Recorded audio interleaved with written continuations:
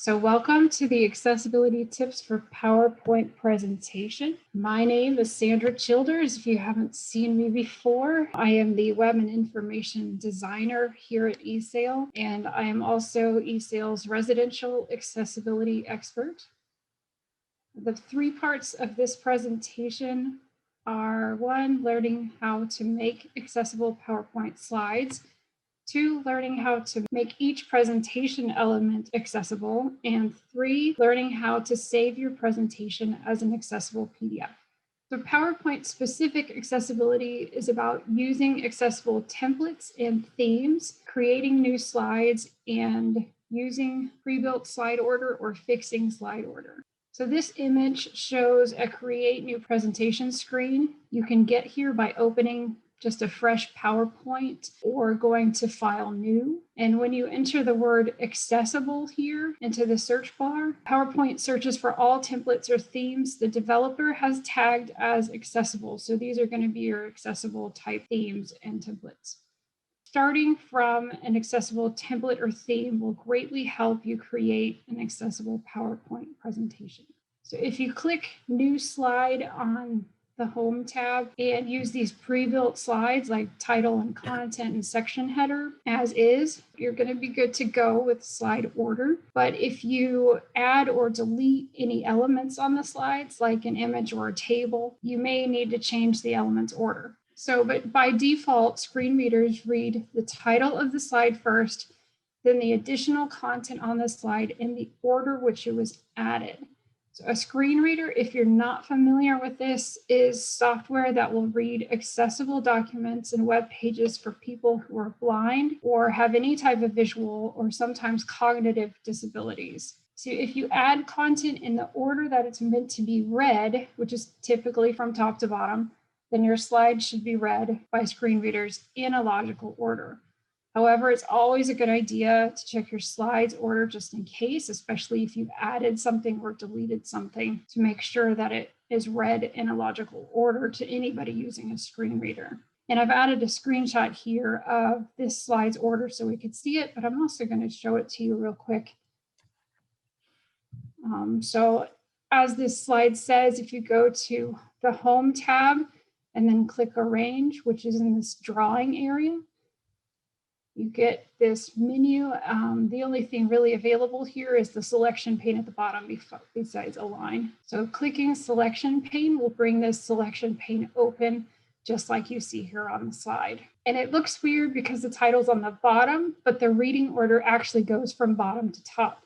So the title should stay at the bottom because that'll be the first thing that's read. And then we have our text placeholder 2 and then picture 4. And that brings me to, if you double click these, you can rename what the actual name is so it makes sense to you. Sometimes there are like 50 layers within these slides, so you don't want text placeholder 2 to 50 or anything like that. So you can rename these at will, basically, with however you want to do that. So you can drag and drop to move this wherever you want to. And so this placeholder 2 would be read first, then the title, and then the picture 4. And for the picture, it's actually not reading the actual picture because that's not possible for a screen reader to read that. It's reading the alt text you are setting for it. And we'll talk about alt text on a later slide. I'm going to close this, get back into the presentation mode. There are many other aspects to creating an accessible PowerPoint presentation, which are not all specific to PowerPoint. Some could be for Word and possibly other Microsoft Office products. This is PowerPoint specific for font recommendations.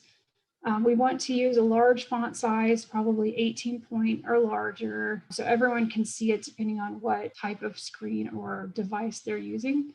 You want to use a familiar sans serif font like Calibri or Arial to reduce reading load. I was asked before if Calibri and Arial are the only fonts that we can use, and that's not true. They mentioned Times New Roman, which is a very popular font, so that's totally reasonable to use that font. You just don't want to make it so they're having to learn cursive or something in the middle of trying to read your PowerPoint presentation. It's really hard to follow if you're also trying to learn the content at the same time. You also want to include ample white space between sentences and paragraphs.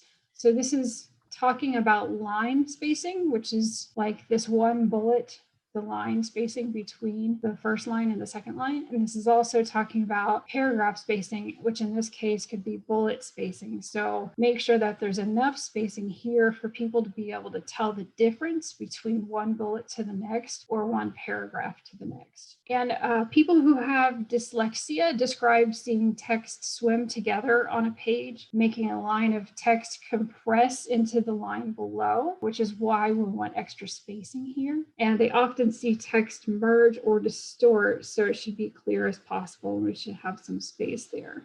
Also, we want to avoid using all caps and excessive italics. So all caps just in general are really hard to read. You see this in legalese. It's almost like they're trying to make it incredibly hard for you to read it because most of the time we all just skip it. So we don't want to use all caps if at all possible. And this specific excessive italics that I'm putting here, it's bold, it's italic, and it's underlined. The main part that's wrong about this is the underline. We don't want to use that because that may make people think that it's a link instead of just important text.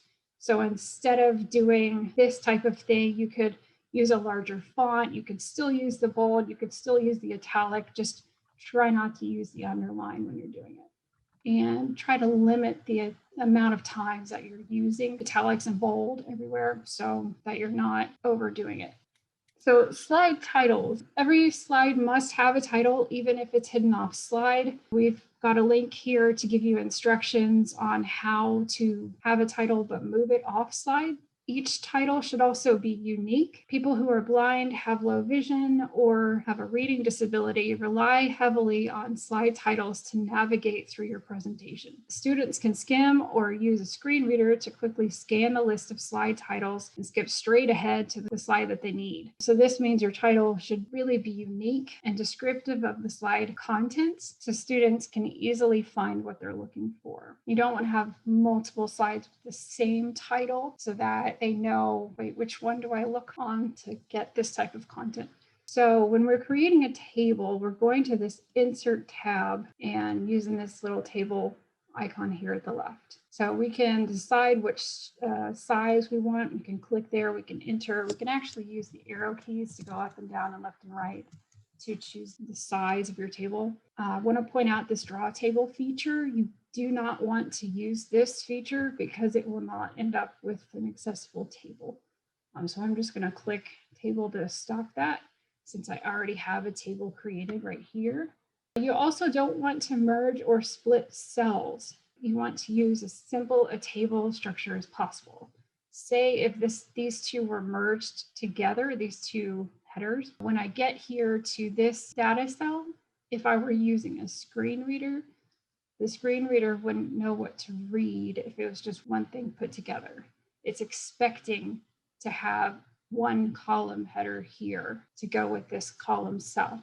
So once you click into a table, the table tools area will show up here at the top above the tabs.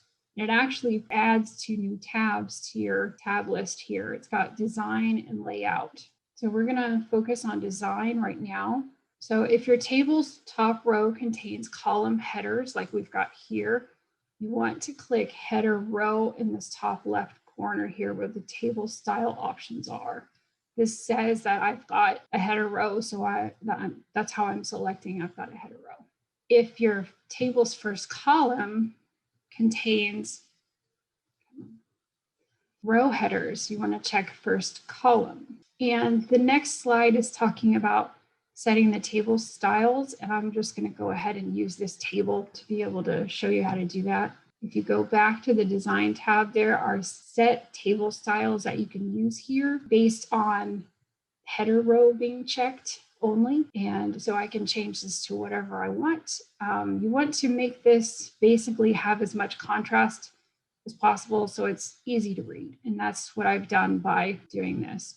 If I had first column checked, there would be different options in this to where I can move this to one that has the header row in the first column. So I'm going to uncheck that to get it back to normal and just click away because I don't actually want to change the style here. So the only thing that's not been said here is that we want to select a style in which the table headers are clearly identified visually, which is why we've got that big header row, big header column that's real bold to make a difference in that table. Contrast. So we want to use a sufficient contrast for text and its background color. You can use PowerPoint's accessibility checker to find insufficient contrast within your content.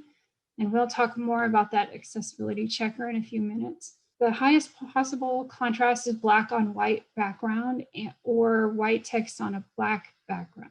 It's used very frequently because it is one of the most easy to read. I've learned recently that even though there's a high contrast with colors that are opposites on the color wheel, like red and green, you don't want to use those together because it's too bright almost for people to see. Even though it's got a high contrast, you actually don't want to use those colors together because it's really hard to read. WebAIM's contrast checker is a great tool to check your contrast. And since we're a university that accepts federal funding, we must reach level AA compliance. And that is stated within the contrast checker. So you won't have to do any calculations or whatever. It'll just let you know with you entering in the colors. Speaking again about color, we want to ensure that color is not the only means of conveying information. People who are blind, have low vision, or are colorblind might miss out on the meaning conveyed by particular colors. For example, hyperlinks should be blue and underlined, so people who are colorblind know the text is a link, even if they can't see the color. For someone that has a certain type of color blindness, that link might appear as gray, but they still see the underlines, so they know that this is a link.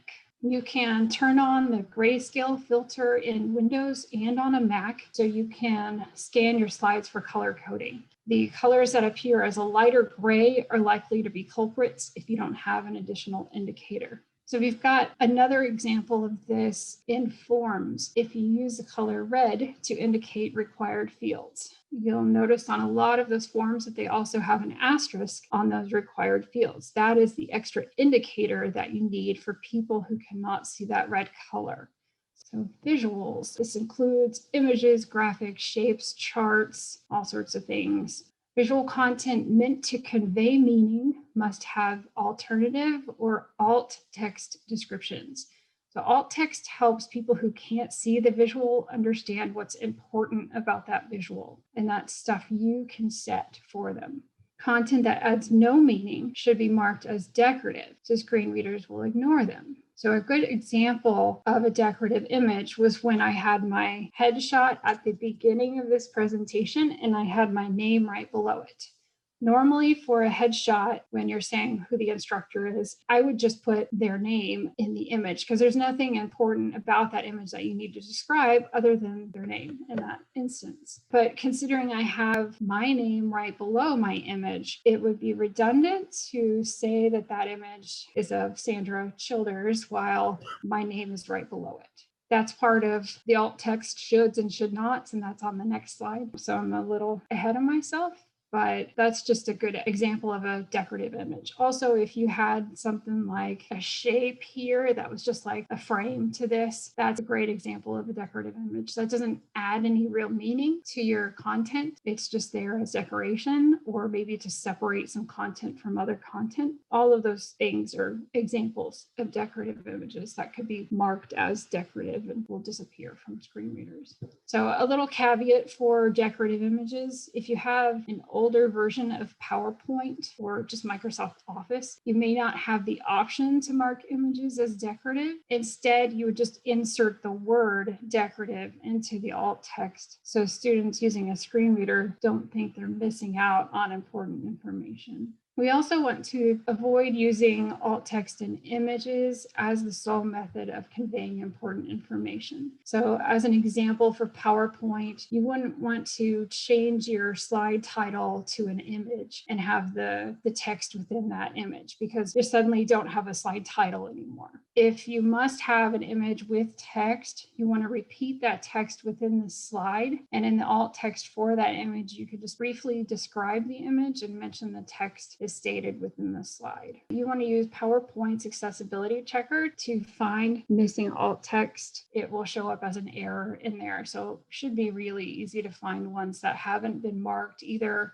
as you entering alt text or you marking it as a decorative image. And linked here, the alt texts, the ultimate guide is a fantastic guide for learning how to write alt text for your visuals. I highly recommend going to that. So some guidelines for alt text.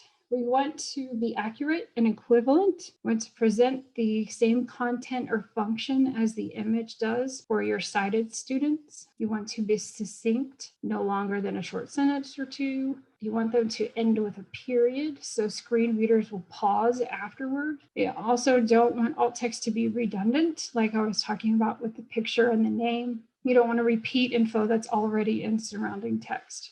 Also don't want to use phrases like image of or graphic of. Screen readers will state when they've encountered a graphic. So you'd hear something like graphic of.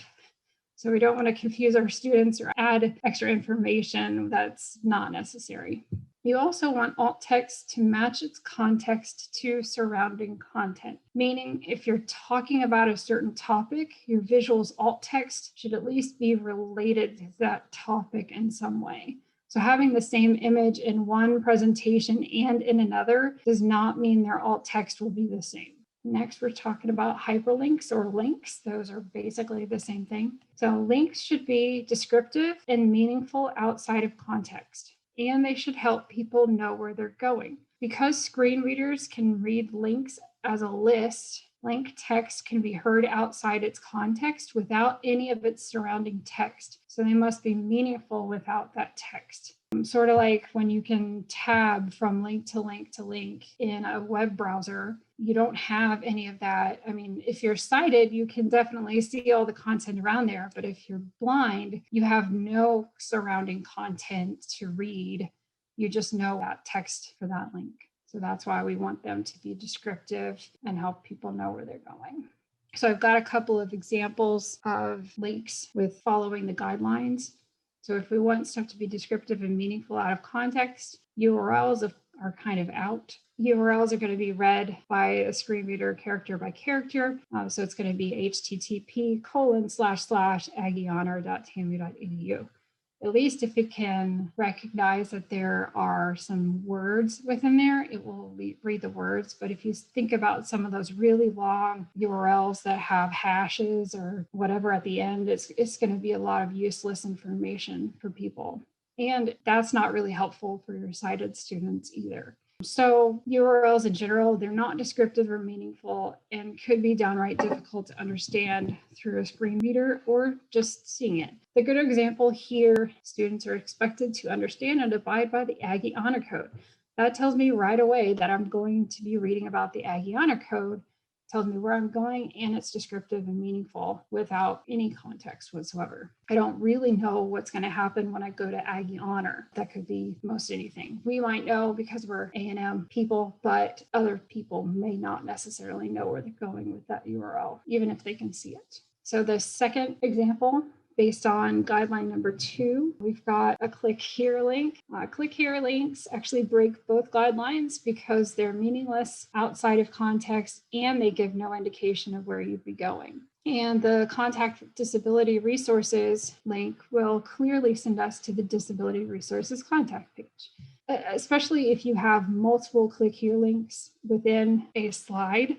If they're going to different places, that is not helpful for someone who can't see the surrounding context at all. So we really want to avoid click here links or read more.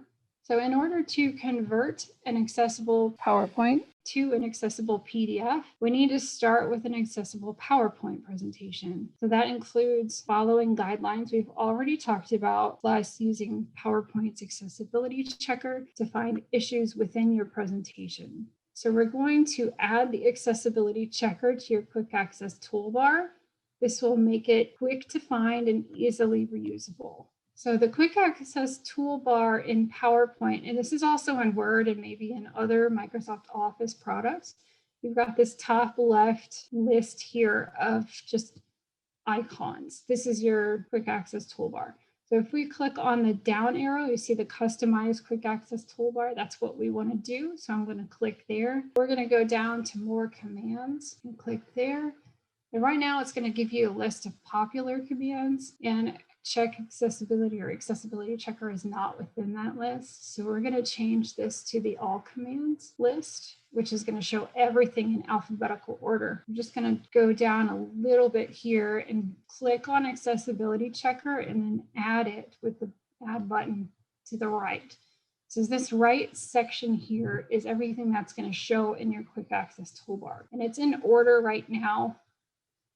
And you can change the order by using the up and down arrow buttons that are here. You can also remove it if you don't want it to be in your list by using the remove button. So this order here from top to bottom here equates from left to right in the quick access toolbar. So I always put mine at the top, so it's the first thing that I get to because I use it really often. So if you click OK, that will update your quick access toolbar. You have this check accessibility icon. So I'm going to click on it real quick to show you what it looks like. Just opens this panel on the right. It should have errors and warnings. I've fixed all my errors, so they're not going to show up here. But each slide that I have modified from the original pre-built slide, it's going to always tell me to check the reading order because it doesn't know if I have it in the right order, basically. But any error or warning that you see here, it's going to give you this additional information section at the bottom and tell you why you fix it and steps on how to fix it.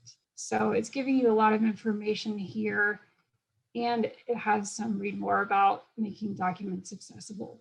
So you can get Microsoft support for every accessibility error in PowerPoint that is found. This is a really great resource for trying to fix all of the issues you might find within your PowerPoint presentations. So in order to convert to PDF, we're just going to save as basically to PDF. We don't want to use the print to PDF function or the save as Adobe PDF functions. Those will not give you an accessible PDF. Using this first instruction, we're going to go to File, Save As. But first, okay, so this is the print that I was talking about, and this is the save as Adobe PDF. If you don't have this, this is because you don't have Acrobat installed on your machine. When you install Acrobat, it adds this save as Adobe PDF. But the problem is they have got this title here, accessibility tips for PowerPoint. Acrobat will check this as an error if it doesn't have this document title within the PDF. And this save as Adobe PDF doesn't transfer this title over for some reason. So that's why I always use the save as function. So when we click on save as, it's going to ask you where to put it. I'm just going to put it in the current folder. And the save as type is always going to show up as whatever the file is currently. So we're looking at a PowerPoint. We want to change this to a PDF. And notice some of these things are going to change for you.